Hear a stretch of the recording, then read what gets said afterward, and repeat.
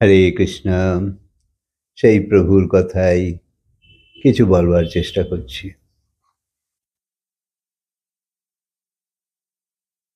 ভগবানকে পেয়ে যাব, ভগবানকে পেয়ে যাব এরম ভাবলেই হবে না।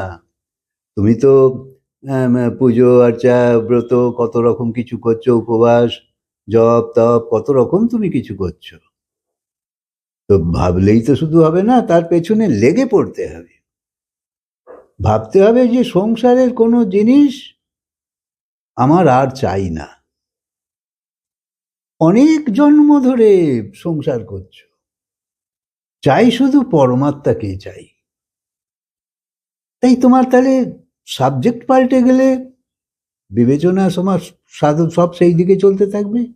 আর এই রকম লক্ষ্যের অধীন যদি তুমি হয়ে যাও, আহা, তবেই সরলভাবে সব কিছু তোমার কাছে প্রাপ্ত হতে থাকবে। সব রাস্তা খুলতে থাকবে, যত দরজা বন্ধ হয়ে আছে সব খুলতে থাকবে। দেখো না, ভগবানের জন্ম জেলের মধ্যে হয়েছিল, কারাগারে, কিন্তু যেই বসুদেব তাকে মাথায় তুলল, সাথে সাথে তার হাতের বেড়ি, পায়ের বেড়ি, কারাগারের দরজা সব খুলে গেল। প্রহরীরা ঘুমিয়ে পড়ল, একদম নিশ্চিন্তে সে বেরিয়ে চলে গেল। শুধু তার সঙ্গ নিল, তাই সব পথ সুগম হয়ে যাবে। যত যত ভক্তি ভেতরে প্রকট হতে থাকবে, তুমি এমন কিছু পেতে থাকবে, তখন তোমাকে আর বলতে হবে না যে সৎসঙ্গ করো, ভগবানের দিকে চলো। কিন্তু ততদিন অবধি তোমাকে লাগতেই হবে, এবং খুব জোরভাবে। পরমাত্মা সগুণ সাকার রূপ নিয়ে তোমার আমার মধ্যে তো প্রকট হতেই পারে, এক মুহূর্তে প্রকট হতে পারে। আর এতে কোনো তো সংশয় নেই। শুধু কি সেই রকম ভক্তি চাই। ভগবান শুধু ভক্তি চায়, ভক্তিতেই তাকে প্রাপ্ত করা যায়। এমনকি সে তোমার অধীনও হয়ে যাবে। তাই আমরা যেমন ভগবানকে চোখে দেখি মন্দিরে গিয়ে, ঠাকুর রামকৃষ্ণ তো চোখের সামনেই দেখেছিল। এটা তো আমাদের এখানকারই কথা, আর এই কলিযুগেরই কথা। তাই অনেক এরকম অনেক ভক্ত সেই ভক্তি প্রদর্শন করেছিল, যাতে তার ভগবান দর্শন হতো। তাই ভাগবত গীতায় আছে যে ভগবানকে উপলব্ধি করা যায়, দেখা যায়, এবং তার মধ্যে প্রবেশও করা যায়। ভগবানের মধ্যে প্রবেশ হয়ে যায়, সেই শরীর হারিয়ে যায়। অর্জুন দিব্যচক্ষু পেয়ে তার বিরাট রূপ দর্শন করেছিল,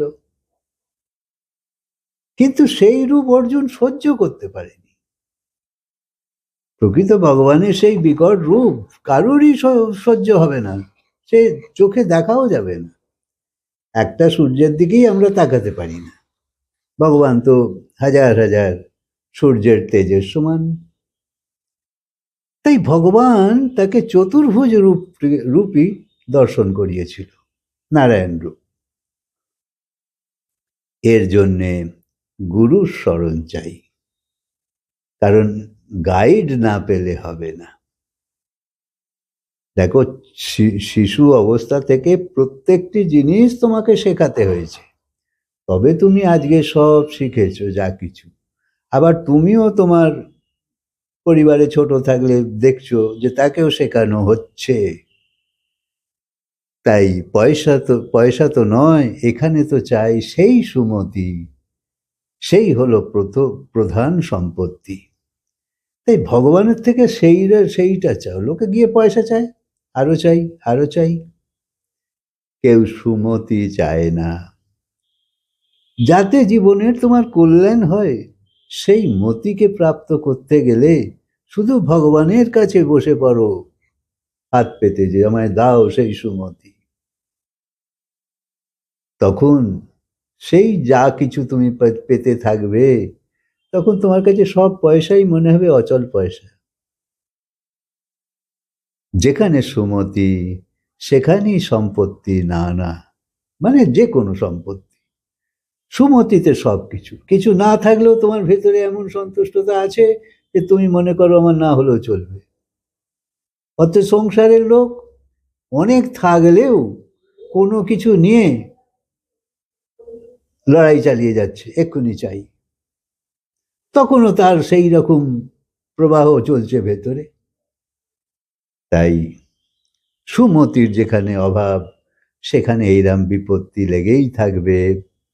শরীরে যখন সেই আত্মদেবতার প্রবেশ হয়, তখনই তো একটা শরীরের জন্ম হয়।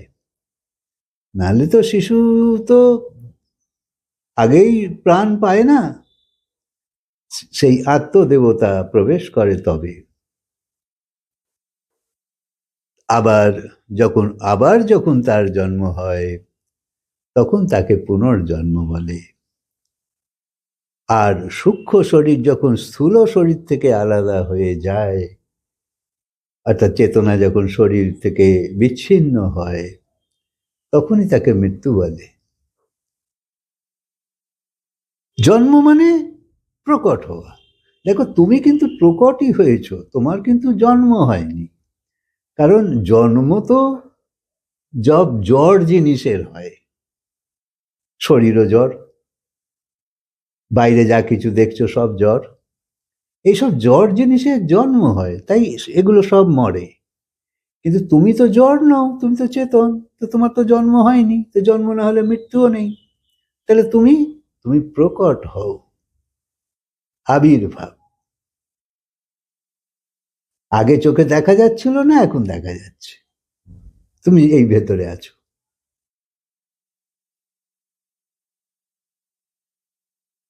তাই নতুন কিছু সৃষ্টি হয় না। যেমন কোনো বস্তুর ওপর পর্দা দেয়া ছিল, তুমি পর্দাটা সরালে, বস্তু দেখা গেল। তাই আগে থেকেই আছে, খালি দেখা যাচ্ছিল না, লুকোনো আছে, এরকম। জন্ম মানে আগে ছিল না তা নয়, আগে দেখা যাচ্ছিল না, এখন দেখা যাচ্ছে। আর মৃত্যু মানে যে অন্য রূপ ধারণ করে নিয়েছে। মৃত্যু মানে এই শরীরটা থেকে, এই শরীরটা কর্মশেষ, এবার অন্য শরীরে সে প্রবেশ করে গেছে। এখন এই শরীরটার আর মূল্য নেই।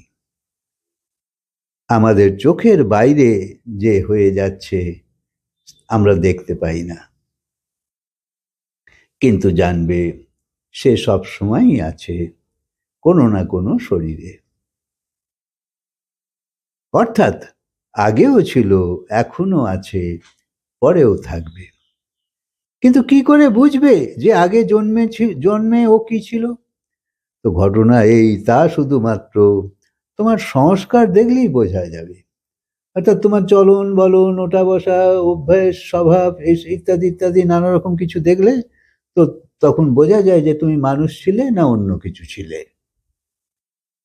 তাই যেমন মায়ের শরীর থেকে বাইরে এসে সে মায়ের শরীর থেকে দুধ খায়, তো এ কে শেখালো তাকে? তখন তো তার জ্ঞান বুদ্ধি কিছু হয়নি। তো তাই বলছে যে এটা হলো সে আগে থেকেই জানে এইরকমই হয়, পূর্ব সংস্কার। আর জন্তুরাও তাই, তাদের তো জ্ঞান আরো কম, তার কে শেখাচ্ছে বলো? তাই সে কুকুরের বাচ্চাই হোক, গরুর বাচ্চাই হোক, মোষের বাচ্চাই হোক, জন্ম থেকেই সে পান করা শুরু করে দেয়। তাই কে শেখালো? বুদ্ধি তো তার ছিল না, বুদ্ধি তো কিছু পরে আসে, কয়েক বছর পরে আসে। তাই এইভাবে এই সংস্কার তোমাকে এই সঙ্গতে নিয়ে চলে আসে।